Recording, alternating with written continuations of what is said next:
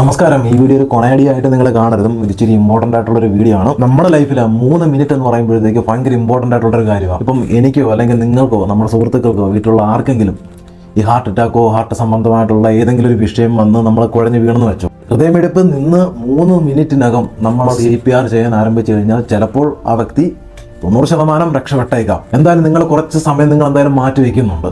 ഈ CPR എന്ന് പറഞ്ഞ സാധനം നിങ്ങൾ ചെയ്യേണ്ട രീതി എങ്ങനെയാണെന്ന് പഠിച്ചു വെച്ച് കഴിഞ്ഞാൽ ഒരു ജീവൻ രക്ഷിക്കാൻ പറ്റും. 90%-ഓളം ഹാർട്ട് അറ്റാക്ക് വന്നു കഴിഞ്ഞാൽ നമ്മൾ CPR കൊടുത്തു കഴിഞ്ഞാൽ ഒരു മനുഷ്യനെ ചിലപ്പോൾ രക്ഷിക്കാൻ പറ്റും.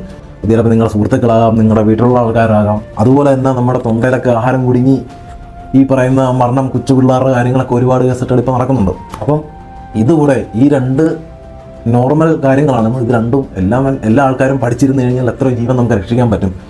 അപ്പം എല്ലാവരും പഠിക്കുക. എല്ലാവർക്കും പരമാവധി തിരക്കുകളും എല്ലാത്തിൻ്റെയും പുറകെ ഓടിക്കൊണ്ടിരിക്കുന്ന സമയമാണ്. പക്ഷേ ഇതോടെ പഠിച്ചു വെച്ച് കഴിഞ്ഞാൽ നമ്മുടെ കൈ കൊണ്ട് ഒരു ജീവൻ രക്ഷിക്കുക എന്ന് പറയുമ്പോഴത്തേക്ക് എനിക്ക് തോന്നുന്ന ചില്ലറ കാര്യമല്ലത്. അങ്ങനെയുള്ളവരാണ് ദൈവം. എൻ്റെ ഒരു കൺസെപ്റ്റാണത്.